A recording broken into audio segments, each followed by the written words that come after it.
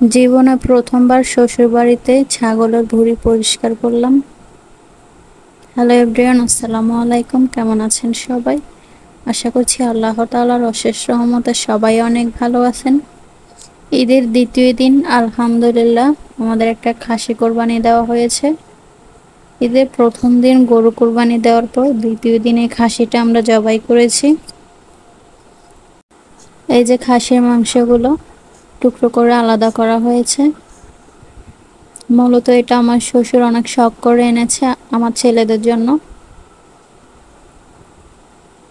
তো এগুলো এখন কেটে টুকরো টুকরো করা হবে মাংসগুলা।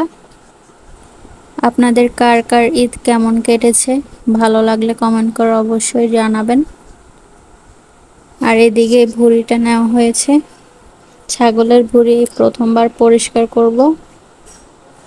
দুঃখের বিষয় একটাই, ছাগলের ভুঁড়ি পরিষ্কার করতে গিয়ে একজন চেয়ে বসেছে, কিছু করার নাই, তাকে দিয়ে দিয়েছি। আর এদিকে আলহামদুলিল্লাহ আমাদের খাসিটার 6.5 কেজির মতো মাংস হয়েছে। তো আজকের ভিডিওটা এই পর্যন্ত। সবাই ভালো থাকবেন, সুস্থ থাকবেন আর আমাদের জন্য দোয়া করবেন। আল্লাহ হাফেজ সবাইকে।